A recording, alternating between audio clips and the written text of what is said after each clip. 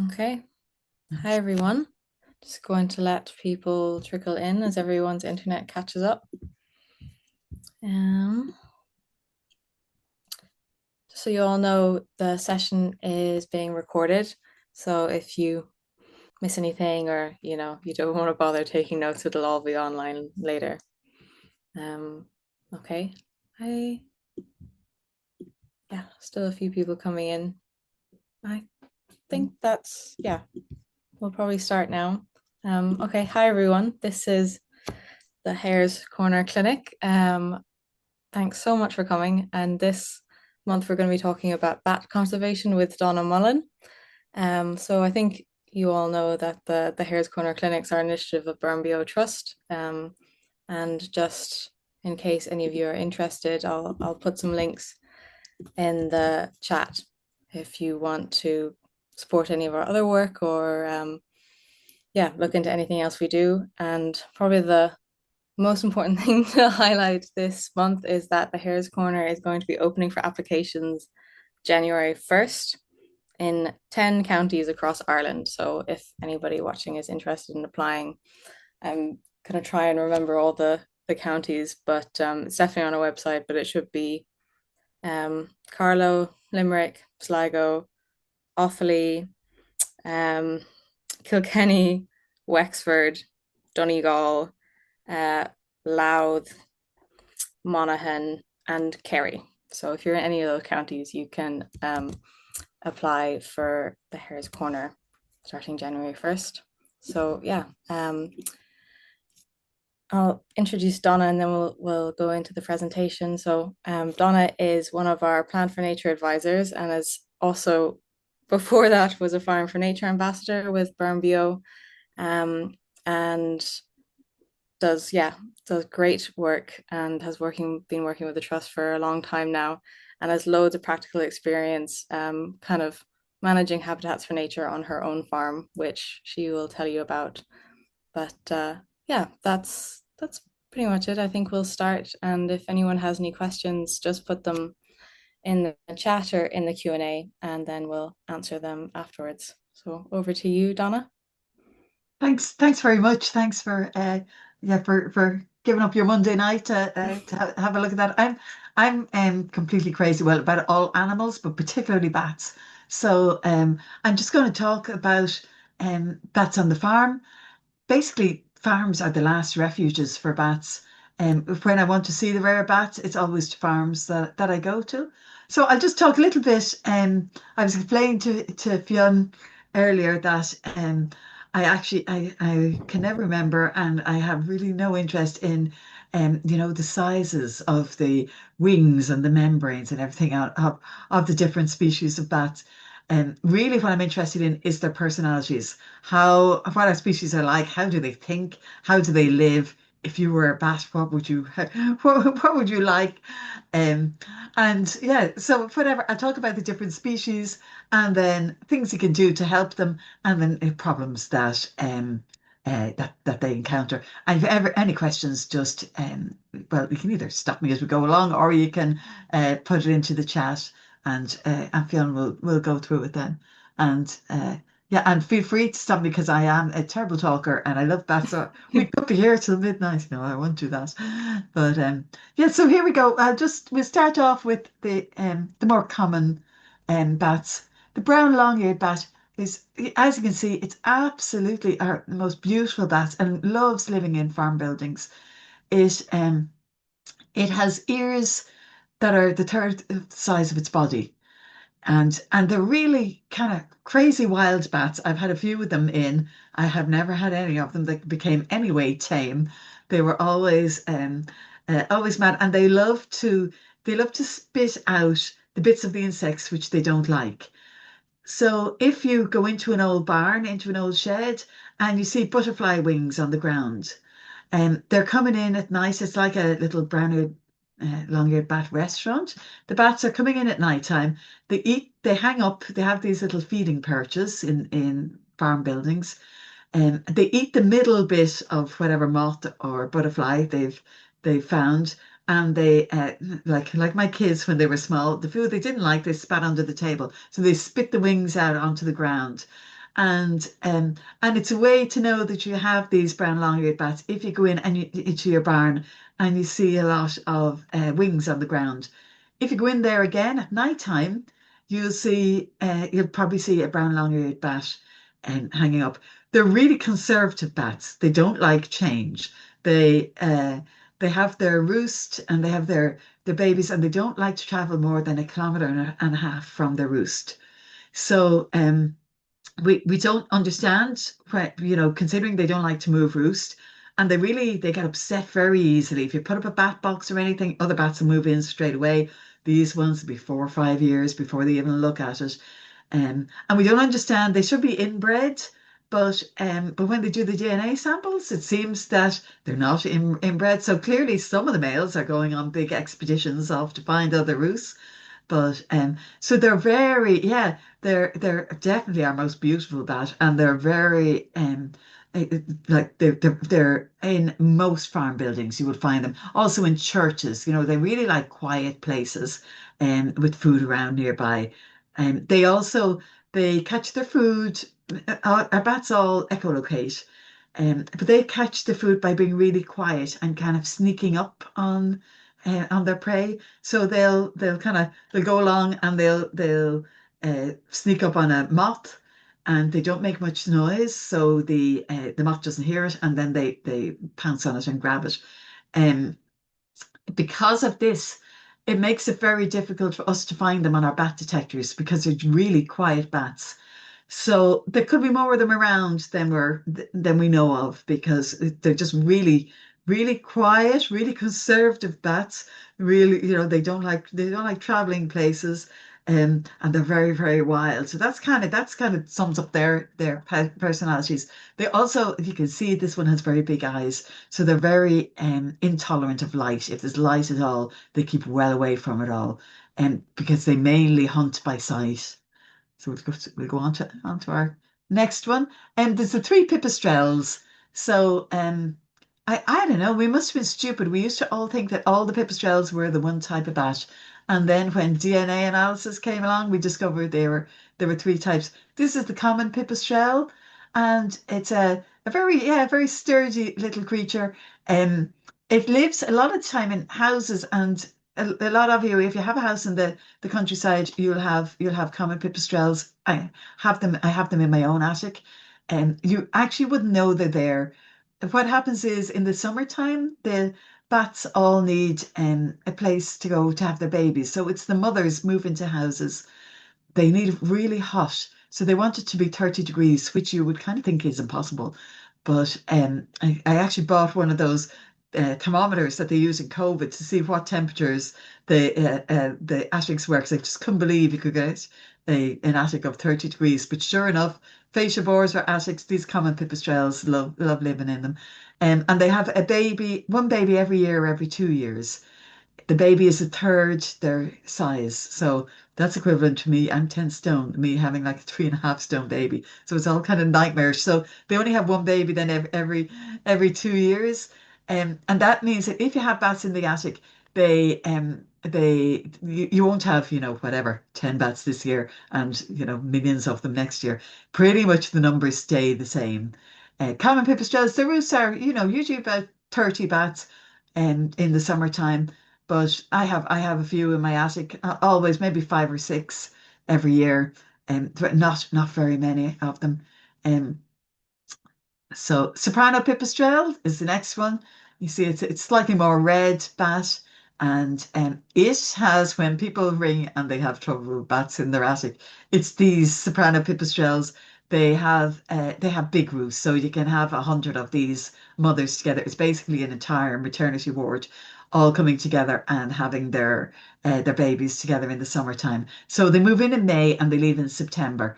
And it's kind of like the roofs in houses are really, really crucial for them. So we always try and get people to put up with them if they can. They're kind of a sociable bat. They're not really afraid of it. Actually, I was walking around for my neighbours today at just about 5 o'clock, and some soprano pipistrelles were out, and they'll come close to you and have a look, see what are you doing. So they were out buzzing around feeding, and that's like at this time of year, December, and they're out even now feeding. But yeah, they're marvelous, marvelous bat. And this one, like, how do we all think these were the same bats? Look how hairy this guy is. This is an enthusiast pipistrelle. Um, the reason uh, the the reason why they have whatever different names, they all echolocate, so they find their way by shouting into the dark, and then as the sound bounces back, it tells them what's there. Is it there an insect or is it some kind of barrier? And the soprano pipistrelle has a higher pitch than the common pipistrelle. So it's a yeah higher pitched bass, like a soprano opera singer. The Nathusius pipistrelle has the lowest pitch, and the Nathusius pipistrelle is just really weird. I always say it did Brexit before Brexit actually happened. For some reason, the males come across the borders, but the females don't.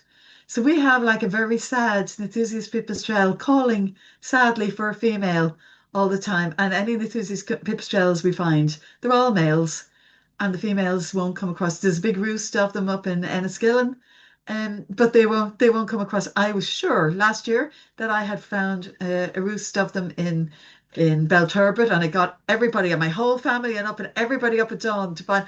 I had found them. I know. Uh, when we all went back again, it was just a male calling. The females were gone. So they are very shaggy bats, as you can see, and they're really brave. They cross water. They come out at night time. A friend of mine was ringing birds in France, and he caught an Nathusius pipistrelle, and it had a ring on it, and it came from Latvia. So they migrate enormous distances and we just don't know why will they not come to the Republic of Ireland?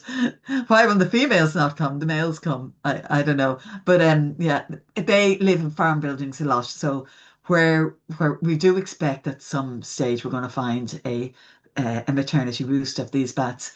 And they particularly love farm buildings that are in a courtyard that have a lake nearby. So keep an eye if you happen to know any of these places. Keep an eye and on the if you have a little bat detector. You can get them in libraries. A lot of bat detectors are now in libraries, to go out and have a look for them. And this is a sonogram. This is what the ultrasound looks like when I'm out at night trying to figure out what bat is around.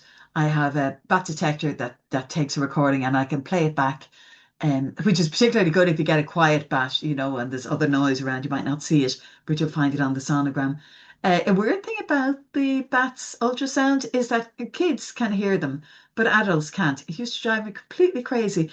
Kids, my kids could hear the bats, and I had to use a bat detector to hear them. My Yeah, the kids could tell me, "Oh, the bats are back in the attic." The kids have a higher pitch, higher hearing range. As you get older, it comes down, and you're not able to hear the high frequency sounds anymore. So now and again, I meet an adult who can hear them, and I'm insanely jealous of them. But other than that, we have to use bat detectors, which converts down the sound to a sound that we can hear. And yeah, we're trying. Community groups are getting them out in lots of places. Our Baileybur Library actually has bat detectors. They just got them, and a lot of libraries are getting them. Or you can buy these ones, magentas. They're great Christmas presents. They're about €100 or maybe slightly more than that. And they're very sturdy. Great thing for kids to use. We use them on back walks and they get dropped a lot and nothing has it takes a lot for them to break. They're great things. Um, so let's horseshoe bats and Leisler's bats. These are kind of the two important bats for Ireland. Leisler's bats they're just my favorite one. You see the big bat on the left. It has big shaggy mane. It's amazing. Ireland particularly has these. Um, and when bat people come from all over the place, they say, "Oh, can you show us a Leisler's bat?" And they're basically everywhere. They're pretty tolerant of people and they're tolerant of lights. And yeah, so you'll see them in the city, you'll see them in towns, and they're all over the place. A friend of mine had one once, and it had a damaged wing, so it could never fly again. And it used to love coming over, and if you took out a paintbrush, it would run over to you, and you had to massage its shoulders. It was an absolutely gorgeous bat. The lesser horseshoe bats are just unbelievably rare. Um, there's about 14,000 of them. They're a real success story. There was a lot less of them. Um, there was a shipping millionaire called Vincent Weir who decided he was going to use all his money, put all his money into rescuing one species. And the species that he chose was the lesser horseshoe bat. It was really bad. So he was saving them in Wales. And so we wrote to him and said, Vincent, we have lesser horseshoe bats in Ireland too. Could you do something for us for the bats here? So he bought a maternity roost that they were in. Um, he paid lots of farmers to put tin roofs on their sheds. Basically, there's a horseshoe bats. Oh God, they're so complicated. They like living in big mansions. Well, don't we all? Are and then they also like hibernating underground in caves or sometimes in farm buildings in the west of Ireland. And the mansion and the cave needs to be connected by a hedgerow because they're very bad at navigating through open spaces. They just have a very short sound frequency. So it's a bit like being short-sighted. They can only really see, they kind of feel the way along hedges. So it's very specific what their requirements are. So thankfully Vincent Rear came over and put a whole lot of money into looking after this lesser horseshoe bat. And because he was then kind of helping the farmers and buying up these buildings for the bat, it kind of embarrassed the Irish government into doing something. So then the government, then the Heritage Council, bought another very important lesser horseshoe roost. And just last year, the National Parks and Wildlife Service bought an important horseshoe roost in Kerry. There is one problem. It's working really well. The numbers are going up. It's working really well. Um, and this is a very endangered bat. Like, my bet would have been that it would have gone extinct. I would have thought it would be extinct. Um, the problem with them is that they're in Galway and Clare, and they're in Cork and Kerry. But the problem is, because they're so fussy about how they travel, they can't get around Limerick because obviously there's a city and there's a lot of urban area and they don't like crossing roads and they don't like lights and so the problem is that the two populations of them, they're getting very inbred. So both Bat Conservation Ireland and the Vincent Wildlife Trust have been working with farmers to put little things, I keep calling it like it's like Tinder for bats. So it's like little huts where ideally the bats will meet up from the two different areas and they'll breed and they'll mix their genes. Because the problem is that if they don't, they'll start getting very inbred. So this is all very experimental, but a lot of farmers have been helping on the outskirts,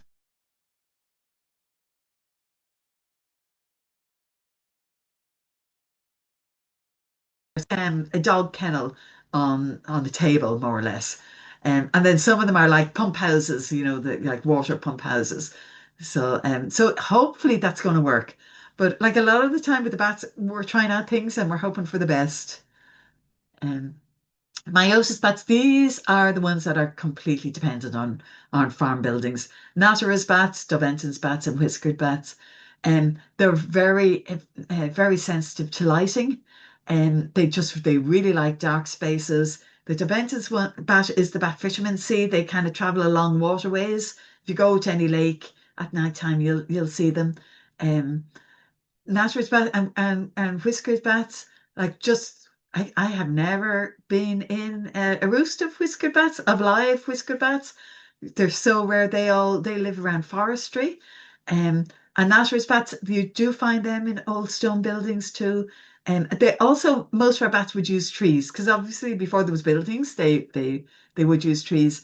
And I'm finding a lot of these old trees with the crevices in them, even on my own farm, came down in storm own. So it's a problem that we're in the storms. We're losing these roosts, and we're losing them when they hibernate. Unfortunately, when they hibernate, they go very still. It takes them about 20 minutes to wake up. Um, and so if something happens, something bad happens, like a bird can just fly away.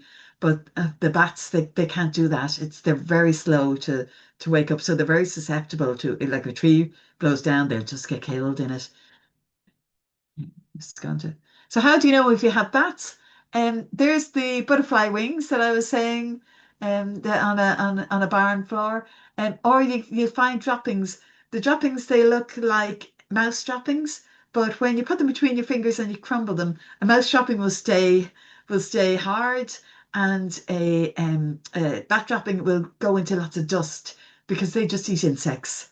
So that's how you know if there's bat droppings there. Most of the time, you don't know whether you have bats or not. Most people don't know, and sometimes you're afraid to tell them that they have bats because while they think they're swallows, it's all fine, and when they think they're bats, it can be a problem. But there usually is no problem with bats in buildings.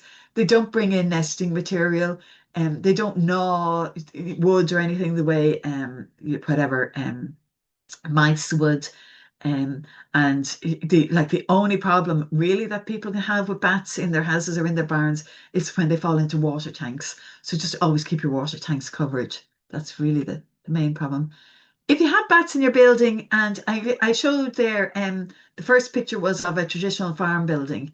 Um, the Heritage Council give out grants to farmers for doing up traditional farm buildings, and because they want to protect just not just the farm buildings, but bats and other things as well, you're more likely to get the grant. Like it goes really in your favor if you have bats in the building as well, or birds, swallows, or barn owls, or anything else using the building. Um, if you need to do something with it, like take off the roof or anything, you will need a license from National Parks and Wildlife Service. So to do anything, um, you can't do the work between May and August. The problem is that the females have their babies, and the babies can't fly. So if anything happens to the roost at that stage, the mothers will all abandon, the babies are left behind, and they have a horrible death, all starving and everything. But you can do the work at any other time of year. You need to cover all your water tanks. You need bat-friendly timber treatment. So I would say go for the minimum timber treatment that you can possibly get away with. I actually have our house here, our farmhouse is an old house, and just I like obviously I've been doing the bat stuff now, gosh, for nearly 40 years. And I keep being told this timber treatment is safe. It's absolutely safe. It's really fine. And then 5 years later,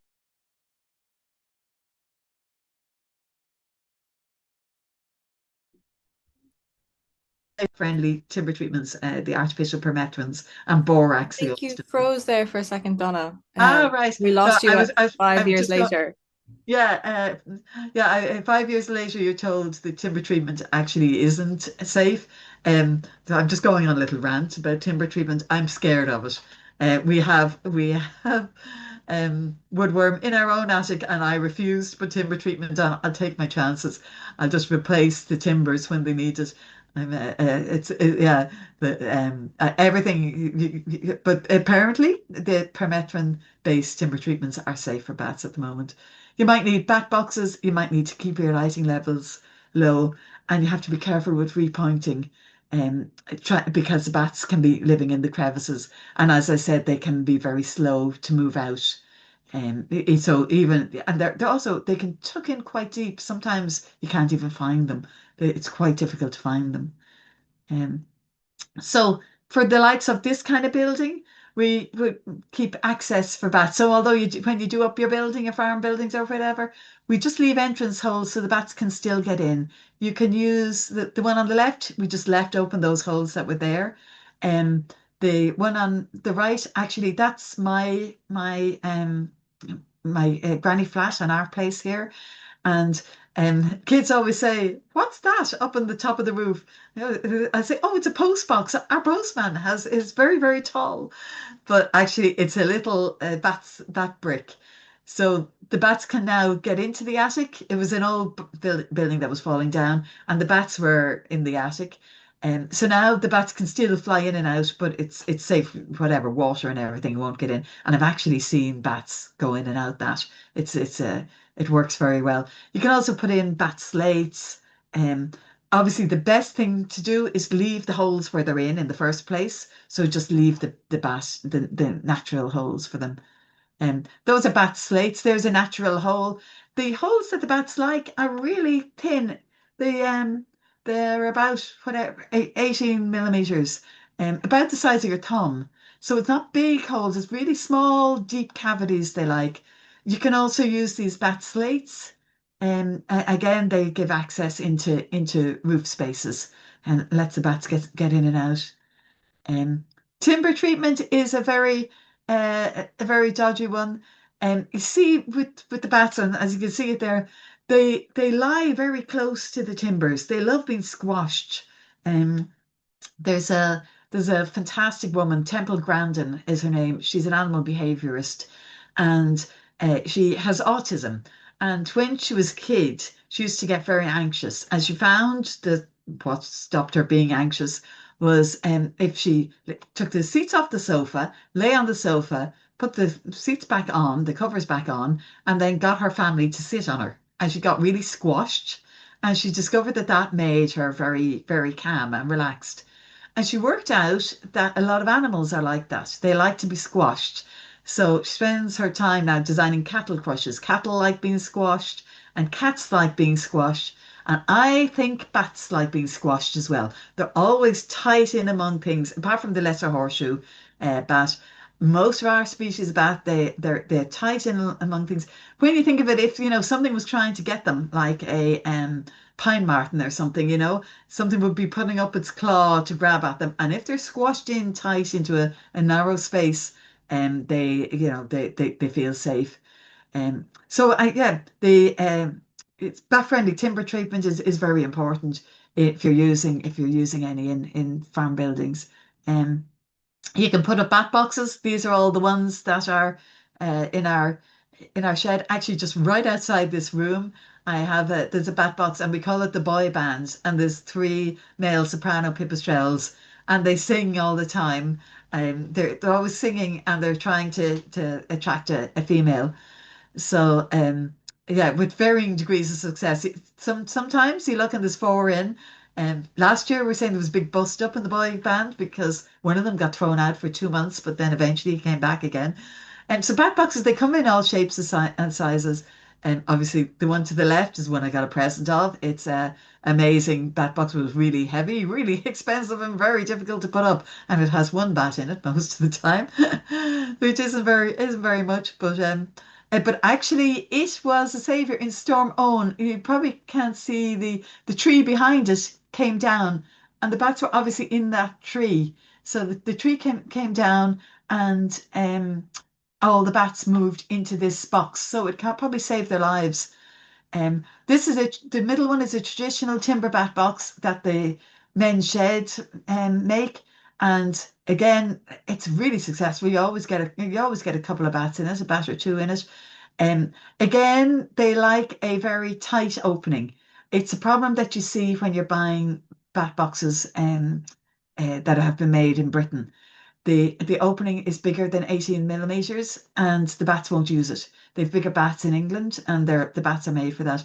You'll never remember what 18 millimeters is, but if it's the size of your thumb, so if you can put your thumb into the bat box entrance and it's just tight, then that's perfect. If the entrance, if you can wriggle it around, then don't bother wasting your money on the bat box because it's not going to work.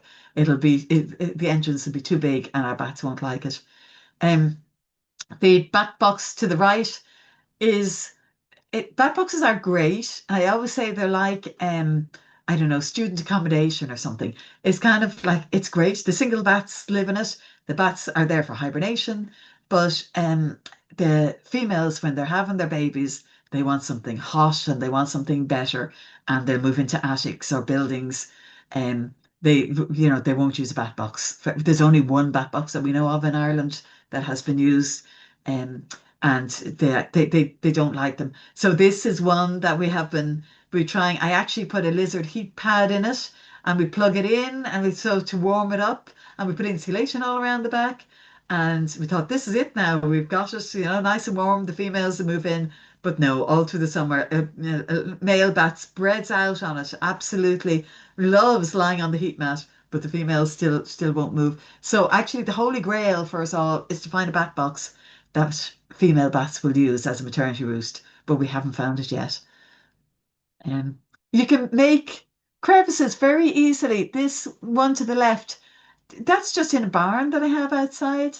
It's two pieces of timber, again about your thumb apart, so made like fake rafters. And behind it, I have a bit of bituminous felt. And I'd say it cost probably a tenner or something, very cheap and cheerful. And I hung it up outside in the barn, and there's always bats in it. And even better, we have bats hibernating in it, and it's very exciting because in Britain they have spent thousands on making underground hibernation places, and they've had very little success. And we have bats even at the moment. We've bats hibernating in these in just in the barn outside, and very cheap and cheerful thing to do. It's great. The middle picture is one of these Schwegler boxes. There's a lot of Schwegler boxes. It is the most amazing brand. It is the bats absolutely love them. That's the Schwegler hibernation box. There's lots of other different types, um, and the bats love them. I've actually have a bat try and fly into those bat boxes while I was nailing it onto a tree. Like they love them. So they're very difficult to get those boxes. There's only one company in Ireland, Quick Crop. They supply them, um, but they're very sturdy. They're heavy boxes, but they're very sturdy, but they're great. And the one to the right is another box that men shed and that can make, and again very successful. And we all have basically a little box running around our house in our fascia board. If you make a hole in your fascia board up against again the size of your thumb, up against the apex of your fascia board, the bats, it's very likely the bats will use it. We have it in our house anywhere there's an apex and the bats use it. Our neighbour tried hers and she has bats using hers now as well. So like the kind of the cheapest and easiest thing you can do to make a little home for bats, just put a little hole, particularly timber fascia board. They do use plastic ones, but they like timber the best. Threats to bats' breathable membrane because the bats can't chew very well. They get this plastic membrane stuck around their feet, and they end up like it's just horrible. They can't get out. Their teeth are only able to eat insects, so they can't escape. And unfortunately, it's breathable membrane now and everything. The lighting is just really bad. It makes a physical barrier for the bats. Um, I mean, some of them can cope with it, but all our rare ones are really intolerant of light. The other problem is that it draws all the moths to it, the light. So the moths go to the light, and then the bats are stuck in the dark places, and they've got nothing to eat because all the moths are gone. So lighting, like I always say, if I had got diplomatic immunity and I was allowed to carry out whatever, any crimes, and not get put in prison, I'd buy a pellet gun and I'd go around shooting floodlights, particularly ones actually on lighting up the sky around old buildings or bridges or waterways. Now you actually see now things are getting a lot better, and you see a lot of the old churches. Actually, I was on holidays in France, and I took loads of pictures of the churches, the way they're lighting them. A lot of them now are lighting them from the inside, where it shows up the stained glass, or with little pretty lights around, arches. But they're not putting the big floodlight on that spills up right into the sky, lights the whole building. They're just picking out different places to light. So, I mean, it can be done. And lighting as well, you put it on sensor timers, just put low level lighting, bollard lighting. There's quite a lot you can do. And even if you use warm lighting, so like the red bulbs rather than the blue, again, that's not so bad for the bats. Um, and again, whatever, don't forget the birds as well. Birds, just talking about the buildings, bats in buildings. Yeah, don't forget like the farm buildings are fantastic places for birds as well. So yeah. So I think whatever. That was my 15-minute talk that went on for whatever 35 minutes. Apologies. No, it was great. Yeah, it was great. Thanks so much for that, Donna. Um, That was fab. I feel like I learned so much in that. I didn't want to stop you at all. Ah, Um, but it's good. We have a few questions. So if you, yeah, yeah, I'll go start with the questions that we have that were emailed into us in advance. great. So we have one here from Pam, um, who says, I own a derelict house and outbuildings that I will start doing up in the near future. Roofs are first. I know there's bats living here and I'd like to support them during this change. So, two questions. When is the most suitable time of year from a bat's point of view to start doing these works? I have swallows to consider as well. And how can I best provide alternative housing? And you have covered that a bit already. So definitely not between May and August. Exactly. Yeah, not between May and August. She'll need to get a license, a derogation license. So if she contacts the wildlife ranger, usually, if you're doing a big development or something, you have to hire whatever consultant to do it for you. But generally, for people's private houses, the wildlife ranger usually will sort all that through for you for free. So Mm, try your local wildlife ranger. So not between yeah, May and August. If you can, ideally, if you can retain access to the roof for them, depending on what kind of roof, if you're going right up into the attic space yourself, but if there's still an attic, the likes of that brick that I showed that leaves access, like it's only quite a small attic, but it means that the bats can get in there, and you can put in the bat access brick or bat access slates, or even the ventilation slates. If you take out, there's a little mesh in the ventilation slates. We have those in our house actually. We took the mesh out, and the bats can still get into the roof with that. It just means that access is then still retained for maternity roosting bats. Aside from that, you can put up bat boxes. And that works mm, out quite well as well. But the wildlife ranger will be much better because just each species has its own particular thing that it likes way that it likes to live. So mm, the wildlife ranger will be able to tell you what you've got and then mm. go with that. Yeah, is it a big, how much of a disturbance is it taking off a whole roof? If they're hibernating in it, then do they go elsewhere or? Yeah, in the winter time, if they were hibernating, is usually usually the attic, it's summertime, which Mm, would be the main problem. In the winter time, yeah, they might go somewhere else, or the ranger or somebody might come. Like a lot of my job like at the moment, we're doing up an old underground of a castle, and there's a bat hibernating in one bit of it, and um and I'm just making sure first of all that nobody blocks him in by plastering up the hole that he's living in. But now and again, if it does turn out that like sometimes the building needs to be demolished or something, then you would go in, we take out the bats, and just hold on to them until whatever work is done. Because if you let them go, they just fly right back into where you took them from. Hold on to them, whatever, until whatever the bit of the roof is off that they were in, and put them in a bat box. And then they'll come out themselves. They find somewhere for themselves to live. Then after that, but basically, you've saved their lives. The main problem is that they're just so slow to wake up. They sit on your hand for about 20 minutes, and they do this like purring while they're getting their I suppose their energy back into them. So it's really weird, and they go from being completely inactive to just clambering all around the place and trying to fly away. So it's like a switch is turned on in them. They're amazing creatures. Like obviously you don't want to be waking up hibernating bats, but if it's just to rescue them, then that's fine. mm, yeah, great. Yeah, we have another question that was emailed in. Um, Someone who says they have a fairly new house and that the previous 2 summers they had large populations of pipistrelles in the house roosting under, flashing in the roof, that they counted circa 200 one evening. And they say that this year the population has dropped to just a few, and that they can also kind of confirm that from looking at the number of droppings. And they're wondering, is this a regular pattern? And that can they expect the large numbers to return? Yeah, I mean, you never know. Like the one year, like we always get just a couple of bats every year. I'd say what they have is soprano pipistrelles. We had Mm, common pipistrelles, and one year we got 80 pipistrelles. We're so delighted.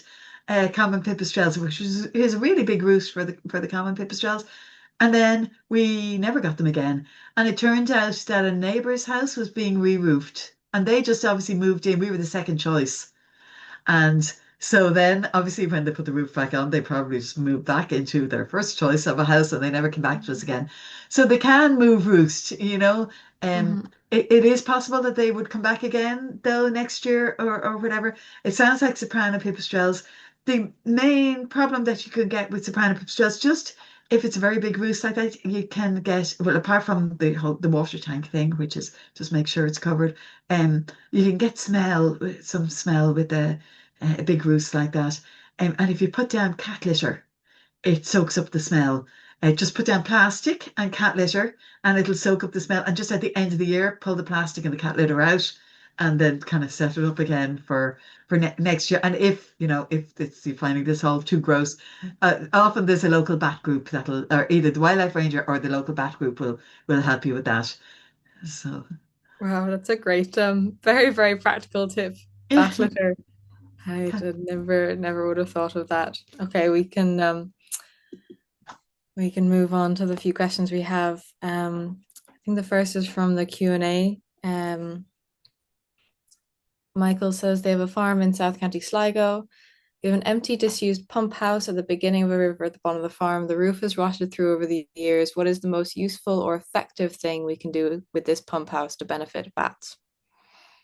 Ooh. Oh, I love having places like that. Um, yes, I would say, yeah, I would say put some very small, whatever gaps into it, and yeah, put a roof on. If you could get slate, it would be great. Slate and bituminous felt to put on the roof, that would be marvelous. But they will even move. I showed you the picture of our bats here, and in a barn here, and it's just a tin barn. Mm, Um, so, so yes, but the fact that it's a stone building, anything you can do to make crevices. So if there's any crevices, leave them there. Or yeah, anything like that. So gaps between things. So gaps between where you might put, where you put some timber on stone, even for your roof. Anywhere you can make little 15 millimeter gaps do that. Bats love being squashed between timber and timber and stone. So anywhere like the lintel of an old house, or yeah, or where there's a bit of a little bit of a gap between where the mm, the roof sits on top of a bit of stone. Anything like mm. that. Yeah, and why do they prefer slate over sort of a tin roof or something? Yeah, slate, I think it's just the heat. It holds the heat better. I think tin gets hot and cold very Okay. quick. So Yeah. I think slate is better. Mm, So yeah, if just whatever, if I was yeah, if I was designing it, I would just go for slate. Oh, another thing that you could also do is put fascia board on it, either fascia board or fake fascia board, or fake timbers up against it. Again, anything to create a crevice. We're actually putting um a bathroom on a house, a downstairs bathroom, and I'd say the builder, we're driving him mad because we keep coming up with one idea after another on how you could get bats into this very small bathroom building. But our latest idea is to clad it with timbers, but that are just slightly coming off the wall. So again, to make gaps so that the bats could get in mm. between the timber and the wall. I think you could have a new product idea there. Fascia boards, like fake fascias you just Fake put fascias, onto houses cladding, as fake cheap bat fascias, boxes. fake Yeah. rafters. Yeah. I think, yeah, and I wonder why the builder never comes back to me. Okay, we'll try and get through. Yeah, I think we can probably get through most of these in the next few 15 minutes. So next question, asking basically how far do bats travel into the attic cavity? Like, are they sort of closer to the eaves at the outer edge, or do they go all the way in? Um, it's amazing. It's amazing. They usually go quite far in, Yeah. and sometimes, like in a fascia board, they'll go in at the front of the house and they'll scrabble all the way around to the back of the house for it's Mm, wherever the temperature is best for them. yeah. So like sometimes it kind of makes no sense. So you're looking, thinking, why aren't they going in another way? Mm, But they no, they do like deep, and particularly the crevice dwelling bats, the those myotis ones. They often go deep into stonework to hibernate, and they actually like it damp because they don't want to dry out while they're hibernating. So they mm, want a certain humidity. So mm, yeah. So yeah, they often can move. They can move quite far, which is mm. surprising. Yeah. I I was wondering, when you were talking earlier, about the temperature that they like. You were saying that they like some of them like 30 degrees or something, that they like it really, really warm. And I was thinking like where in the natural world would you have had those kind of temperatures in Ireland? Would they just have been sort of squashed together in like very tight masses or Yeah, they are squashed together, and uh, we recently, we're about 2 years ago, invested in thermal imagers. Yeah, hmm, so you can see where they go, really in the dark at nighttime, and we're finding a lot more tree roosts. Whether with the ash dieback, they're actually whether it's just we never found them before, or hmm, whether with the ash dieback there's more crevices and there are more holes, suitable holes. But a lot of them are living in trees, which is kind of surprising. yeah. Yeah. And so they'd be warm enough in there. Yeah, they are. Yeah, and they do all clump together. So they Okay. want it kind of 30 degrees in the summertime to have their babies, and about 7 Yeah. degrees in the wintertime to hibernate. Okay. So Yeah. they're looking for two different, whatever, Mm, yeah, scenarios. So, it's really interesting. Um, Okay, someone asking next, is it okay to have lighting in the winter months when they're hibernating, or just better to avoid it all year round? and yeah, I think, the more that I know about lighting, the less that I like it. So I think in theory, it kind of should be fine in the wintertime. I don't want to be the Grinch that no more Christmas trees. No, I think I really, there's not that much moths and activities. And in the wintertime, like we're people and we need it. But I think for Mm, whatever, for excess lighting, um, and like as I said, even now tonight, the 8th of December, there was a bat out feeding. So anytime you put on lights, you're disturbing the insects. Um, yeah, Actually, we just did a moth trap on our farm there just last year. And I just couldn't believe how many moths came to the lights. There was hundreds of them.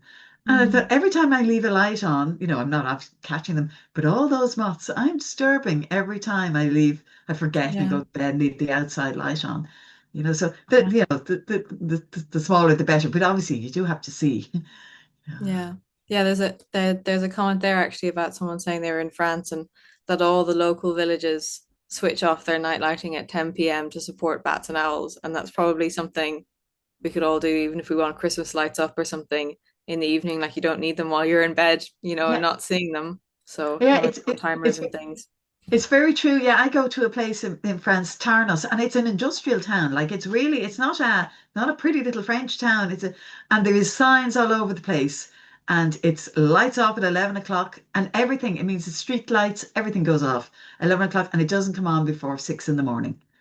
And it's to Yeah. make sure we want our dark skies. And it means as well you can see the stars, which is beautiful. And when you're going along, the amount of toads croaking, like it's just Mm. magical. And this is in a very built up. They've got its cement factory, and it's not a, but that is the one big thing that they do, and it makes a difference. Yeah. Yeah. Um, okay, we have someone asking how can they safely remove bats from their living room when they fly in? Yeah, that nearly always happens, particularly in August. The babies are learning to fly. The first 2 weeks in August, my phone never stops ringing because the baby's learning to fly, and you can actually see them wobble behind their mothers when they're flying. So they have to learn how to echolocate, how to feed, how to find their way in and out of places and fly, kind of all on the same night. And it's a nightmare. They end up all over the place. They come back, the mothers go back into the roof or to wherever. The young ones end up absolutely everywhere. So what we always say to people is just use a towel, pick it up with a towel, or like a whatever, a bowl over it. Mm, Like I don't know, if you were a kid, if you ever caught a bumblebee, a bowl on top and a piece of paper underneath. And then if you put it outside on an upstairs window, a mm, windowsill, usually what happens, bats are very bad at taking off from the ground. They like to drop to fly. So if you put it mm. on an upstairs windowsill, first of all, it means no cats or anything can get it. Just at night Yeah. time, put it out. The mother, it's likely it'll squeak its head off and the mother will come and rescue it. And again, on the upstairs windowsill, if it doesn't fly away, if by the morning, just have a peek out and have a look. And then if it doesn't fly away, then it's probably there's something wrong with it, or maybe the mother is dead or something. And then ring Kildare Wildlife Rescue or Cork Wildlife Rescue or one of the rescues places, and they'll look after it. Mm. But upstairs windowsill is your best place. That's a really good tip. I didn't know that about bats not liking to take off from the ground actually. No, they're So not great at it. They, yeah. yeah.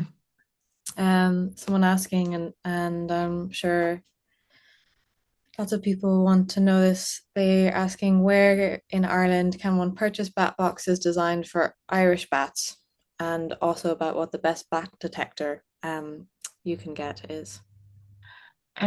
Yeah, the only place in Ireland that you can get the Schwegler boxes, and even Mm-hmm. like the Schwegler, they're what you call it, a German family company, and they only make so many of them every year.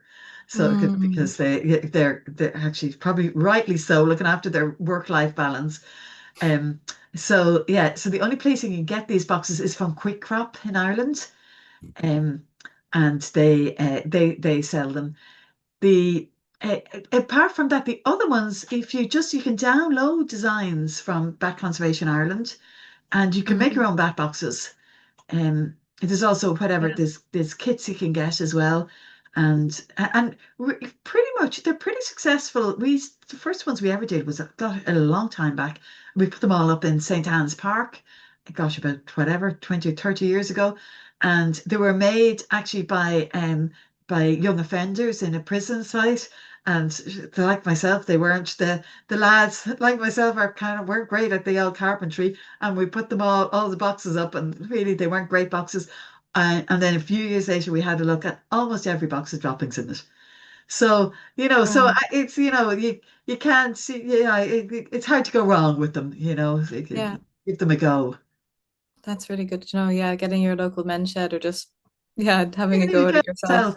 Yeah. Yeah, I think is a really good tip. There's no need to necessarily spend lots of money on something. Oh, Um, and yeah, in terms of bat detectors, do you think they're a good tool for people who are interested in knowing if there's bats around? yeah, they're great. I know I showed you my fancy one that comes up with the thing on the screen, but I would go for if you're starting off, I would get a magenta bat detector. And Mm-hmm. you can Google it. There's magenta bat kits, magenta 4, magenta 5 bat detectors. That's the ones we got for our local library here. Um, Mm-hmm. and they basically have a little dial on them. Oh, I don't, if I had one here now, I'd show you. They have a little dial on them, and you turn the dial, and each bat has a different voice. So by turning the dial, turn it to 45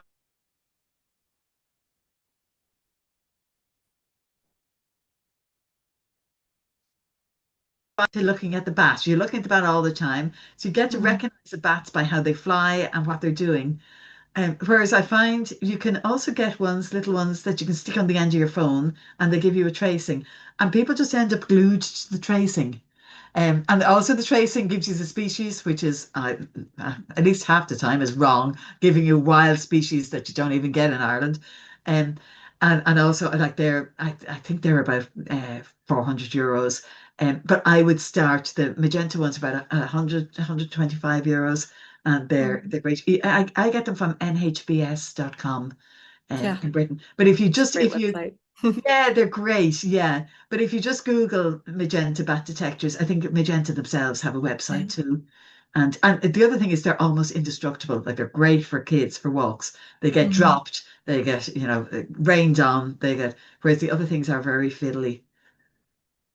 Um, yeah, and did you say you can get them in libraries as well sometimes? Yeah, you can. Quite a lot of the libraries, and Great. often community groups can get funding from different places, and either from the Heritage Officer or from Mm, even Bat Conservation Ireland also give out grants every so often for people doing projects, and you mm. get funding from them.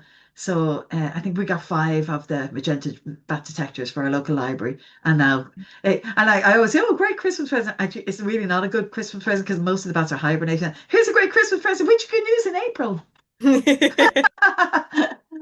But Yeah. yeah, if you have someone who's patient, you can get them a great present of a bat detector.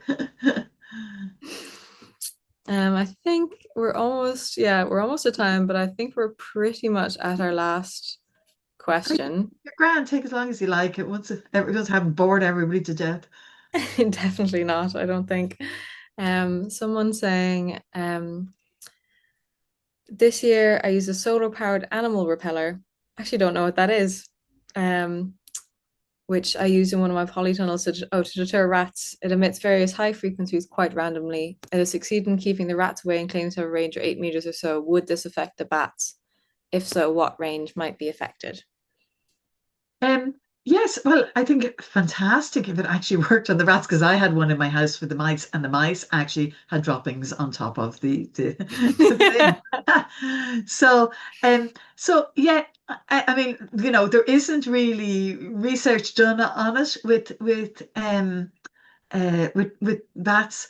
So but I would imagine that it would deter bats. Certainly, I found the very odd time you come across a pylon and it's giving off ultrasound, and I've noticed that the bats don't go near it.